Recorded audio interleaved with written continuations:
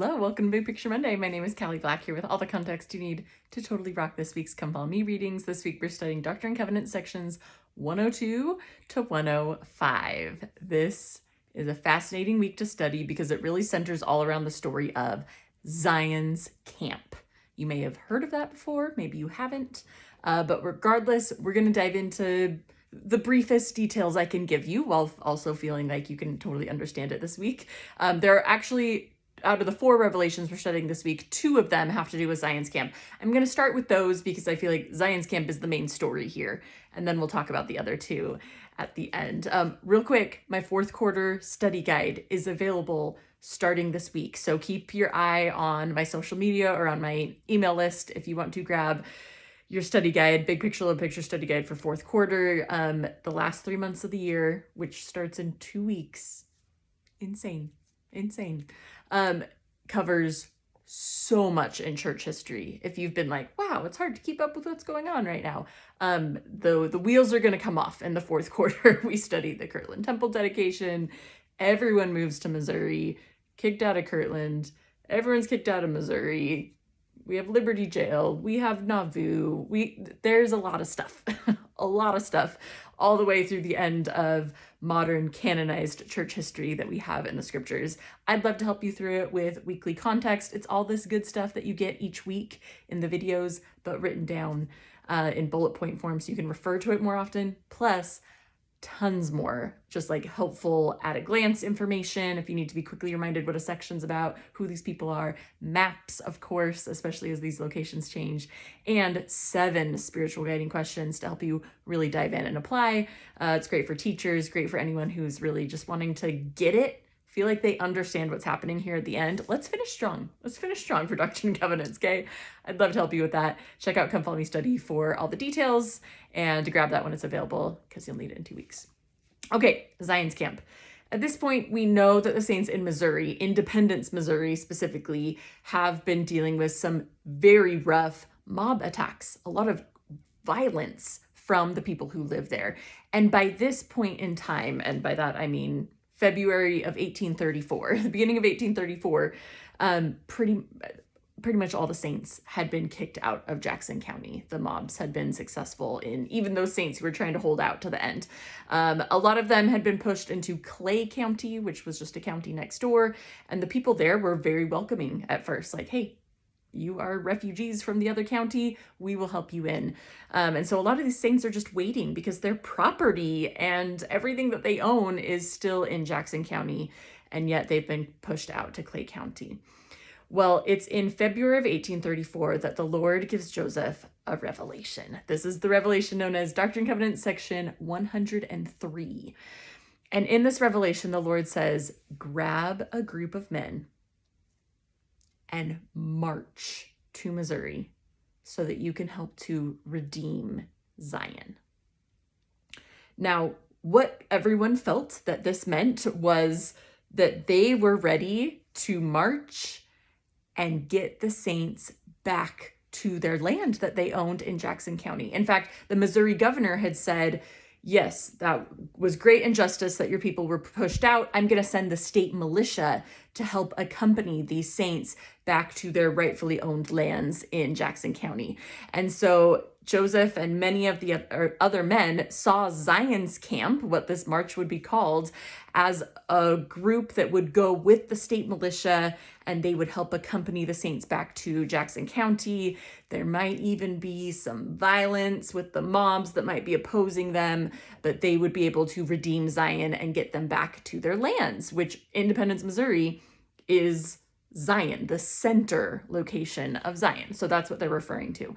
So this group was called Zion's Camp. It was also called the Camp of Israel. So you might see both of those names being used. But what it means is a group of men who left their homes in May of 1834. The Lord had called in that revelation for 500 men to volunteer. When they left Kirtland in May, there were just a little over 100 men of all ages, as well as a few women as well who joined them on the march.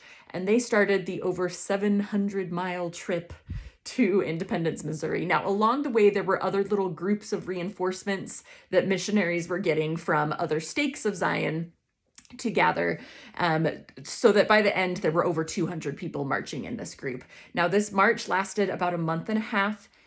It's in May and June in Missouri, so just think about what the weather might have been like. It was hot, it was uncomfortable. There was also a real, while they had great conviction of like, yes, we're doing what's right and we're gonna go fight and redeem Zion, there was also a real paranoia in the group. A lot of people felt like they were being watched, right? There's this big conspicuous group of men, Mormon men, walking along this pathway, and they felt like spies were watching them and groups were watching them, and when were they going to be attacked by a rival group or a mob?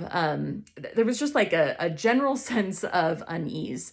However, there were also lots of miracles and spiritual refinement that happened along the way. As they crossed into Missouri, some angry men came on horseback to them and told them, hey, there is a whole mob waiting to destroy you. We've been waiting for you to cross the border into Missouri. Welcome. They're all waiting to destroy you now. And so Zion's camp was like, okay, this is what we're waiting for, but also a little scared because these men on horseback made it seem like the camp of Israel was greatly outnumbered by this violent mob. Suddenly, that evening, a huge storm rolled in. Huge, massive storm. So everyone in Zion's camp ran to like a nearby church that they could take shelter in, and the river rose. So much water in the river. And while these men are hiding in the church or just hiding from the rain, Joseph told the men that the Lord was in this storm, that river rising and becoming too large to cross was what was keeping them safe from the mob that night. This is on the banks of the Fishing River in Missouri. Now, by June, at this time, 1834, Joseph learned that the Missouri governor was taking back his word to send the state militia to help the saints get back to their lands. He was saying, just deal with it. This basically ended the role of Zion's camp. There was no way that this little group of 200 men, these volunteers, were going to be able to accompany all of these saints back to their lands in independence. So once they learned the state militia was actually not coming anymore, they realized there was nothing more that they could really do. And that's what led to Section 105 being received in June of 1834, where the Lord says, Zion's camp, your role has been completed. You're done. So anticlimactic for many of these men, right? Who were expecting to get their fellow saints back to their land and maybe even have a fight in the meantime, which was scary for some, but also enticing for others.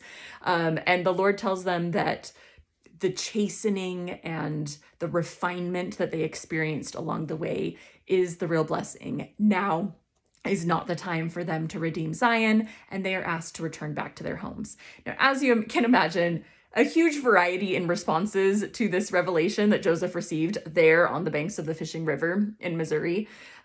Some men obediently and humbly listened to this revelation, and they were done and returned back to Kirtland or wherever they were from.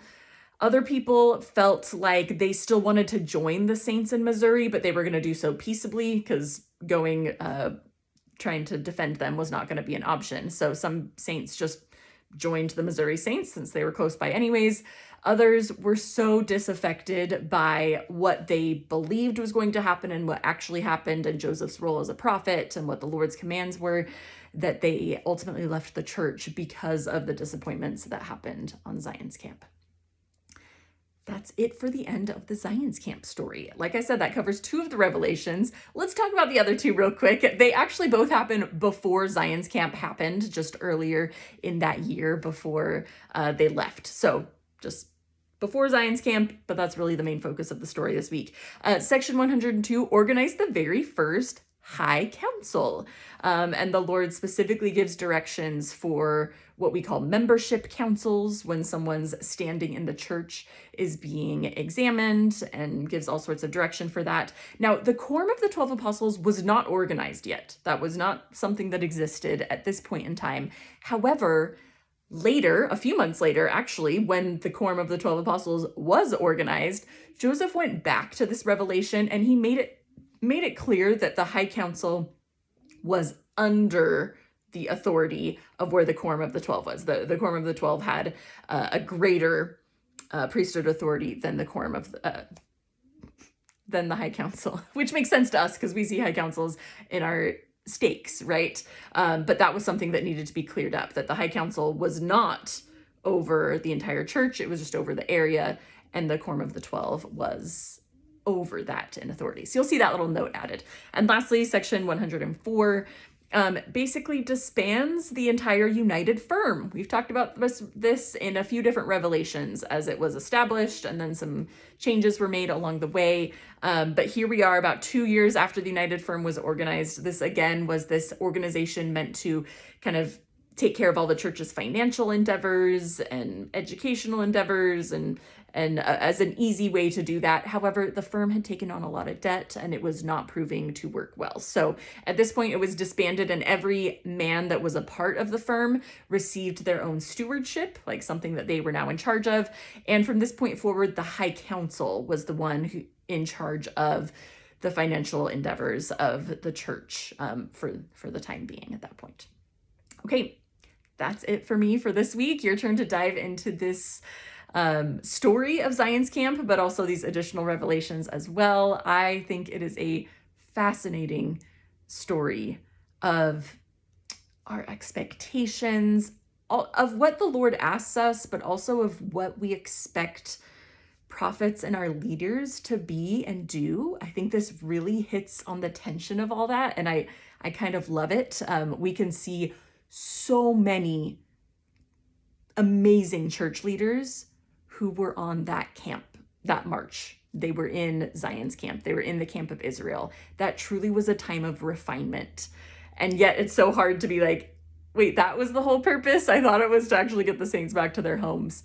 I just think that's a fascinating role that this event plays. If you're teaching Sunday school this week or primary or the adults, make sure to comment down below with what themes are standing out to you, activities you might try, questions you might ask, anything that might be helpful to other teachers as they're listening. I think for my personal focus question, I want to think about how the Lord promised as he disbanded Zion's Camp that he's the one who will fight all their battles.